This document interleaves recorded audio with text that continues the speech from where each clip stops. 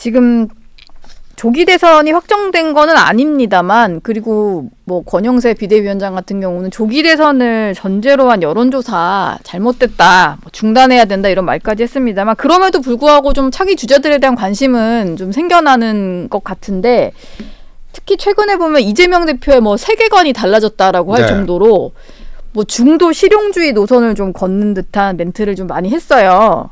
최근에 뭐 흑묘 백묘론까지 얘기를 했고, 민주당의 핵심 가치가 실용주의다 이런 얘기까지 했는데 좀 어떻게 들으셨나요? 아, 무슨 세계관이 바뀌긴 뭘 바뀌어요. 세계관이 척을 하는 겁니까? 예, 그러니까요. 예. 그 흔히 말해서 정치판에서 뭐 당선을 위해서라면 뭐 양잿물도 못 마시겠느냐, 예. 뭐 이런 이야기들을 해요.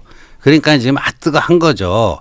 12월 27일 한덕수 국무총리 탄핵 이후에 그냥 본인들이 축축 가라앉으면서 아뜨거 한 거고, 네. 뭐 그래서 지금 이런 식으로 해갖고 뭐 그런 코스프레를 하는 거죠. 중도 실용 코스프레를 하는 거라고 봐요. 근데 이제 처음에 이재명 대표의 그 진정성에 대한 그 신뢰도가 높지 않으니까 뭐 저 사람 저런다고 되겠느냐, 뭐 이렇게 생각할 수도 있는데, 계속 이게 이제 누적이 되다 보면 그래도 뭐 꽤 또 좀 진지하게 하는 것 같네, 이런 느낌을 갖는 사람도 일부 나올 수가 있거든요. 예. 근데 저는 그래서 지금 며칠 전에 권영세 비대위원장이 조기 대선 당내에서 부안해동 하지 마라, 뭐 언론사 향해서는 조기 대선 무슨 여론조사 같은 거 중지해달라 막 이랬잖아요. 근데 지금 뭐 예를 들면 킥복싱을 하면 이 민주당은 뭐 두 손 두 발 다 쓰면서 하는데, 이쪽은 아무것도 하지 말고 그냥 방어만 하자. 그리고 뭐든지 그렇잖아요. 예. 그 운동 경기도 훈련과 연습을 얼마만큼 많이 했는가가 굉장히 중요하잖아요. 네. 근데 이재명 대표는 이렇게 막 지금 처음에 뭐 저 코스프레다 하는 거지만 이렇게 막 몸부림을 치잖아요. 예. 조기 대선 그쵸. 되면 이기기 위해서 승리를 위한 몸부림을 하는 건데, 우리는 아예 그 논의도 하지 말자. 그러니까 지금은 이제 탄핵을 기각시켜서 대통령 직무복귀 여기에 초점을 맞춰야 되니까 그래야 된다. 그 말도 일리가 있지만 정치는 현실적으로 냉정하게 판단해야 되지 않습니까?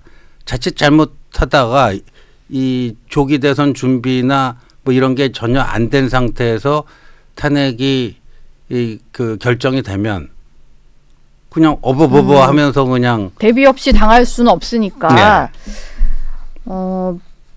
여튼 그러다 보니까 국민의힘 주자들보다는 그 야당 쪽 움직임은 좀 빨라지는 것 같고, 뭐 민주당 내에서도 그동안 침묵했던 비명계가 목소리를 좀 내고, 어제는 이준석 개혁신당 의원이 사실상의 대선 출마 선언을 했는데, 이게 뭐 본인 생일까지 감안하면은 1월 31일 이후로 출마가 가능해진 시점이다 보니까 잡은 기자회견이라고 하더라고요.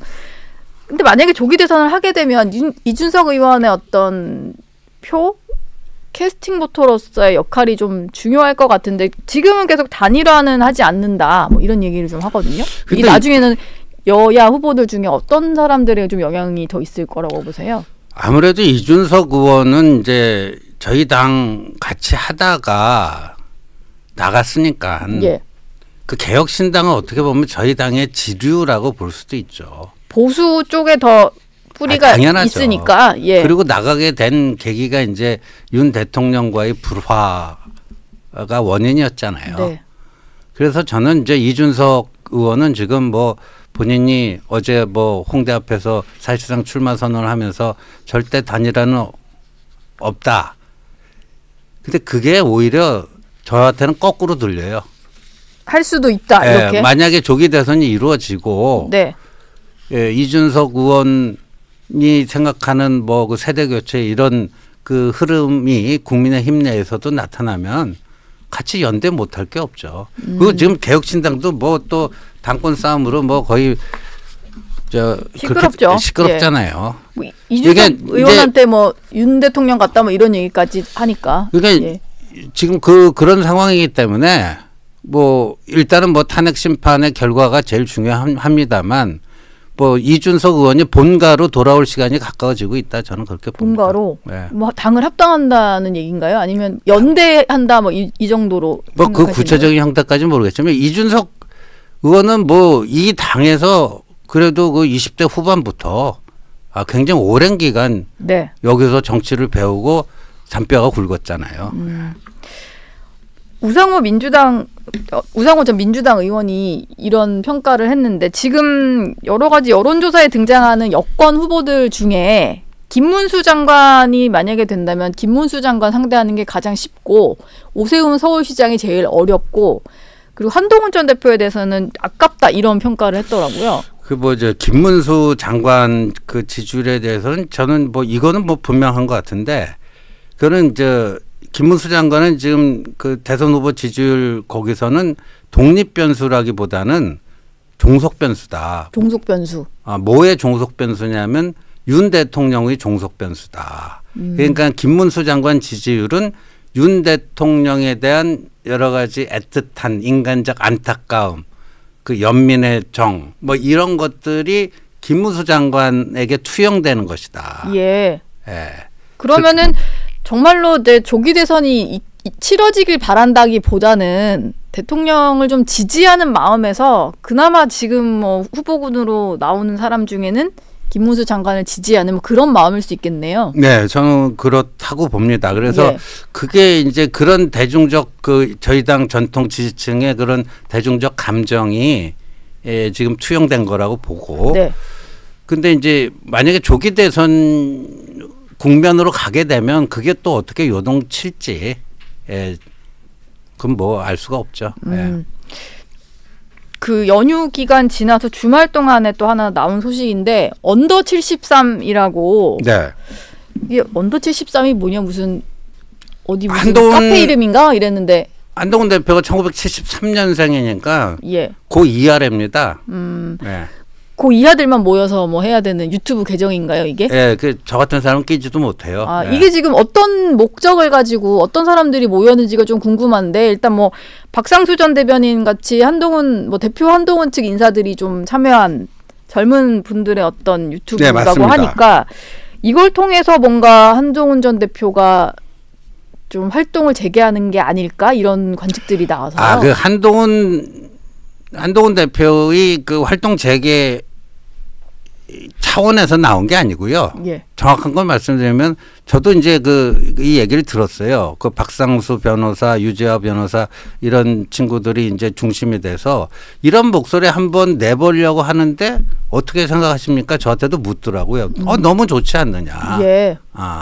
여러분들 나름대로 그 자율적 판단과 그 속에서 독자적으로 자율적으로 움직일 수 있는 공간을 그렇게 만드는 건데 그래서 저는 좋다고 했어요. 응원한다. 그리고 그런 자기들의 결정을 한동훈 대표에게도 알려준 것 같아요. 네. 그러니까 한동훈 대표가 자신의 어떤 활동 재개 프로그램의 한 포석으로 이걸 하는 건 아니고요. 그러니까 한동훈 대표 주변 사람들이 만든 거지 이게 한동훈 대표를 위해서 만들어 놓고 그걸 플랫폼을 이용한다 이런 거는 아닙니다. 마지막 질문 하나만 더 드리면 최근에 보면은 대통령에 대한 보수 지지층 결집 현상이 좀 나타나고 있고 그거에 좀 비례해서 한동훈 전 대표에 대한 응원 메시지는 조금 줄어드는 느낌은 좀 있어요. 그리고 이런 상황이라면은 한동훈 전 대표가 들고 나올 메시지도 조금 애매하지 않을까라는 생각이 듭니다. 혹시 자맹을 깨고 나온다면은 어떤 메시지를 좀 들고 나와야 된다고 보세요? 100% 제 개인적인 생각인데요. 한동훈 대표가 12월 16일인가요? 대표직 사퇴 기자회견을 하면서 진짜 보수라는 그 단어를 썼어요. 진짜 보수요? 네. 저는 만약에 활동을 재개하게 된다면 진짜 보수의 복원이다. 진짜 보수의 노선을 가겠다. 네. 여기에 많은 것들이 함축되어 있다고 봅니다.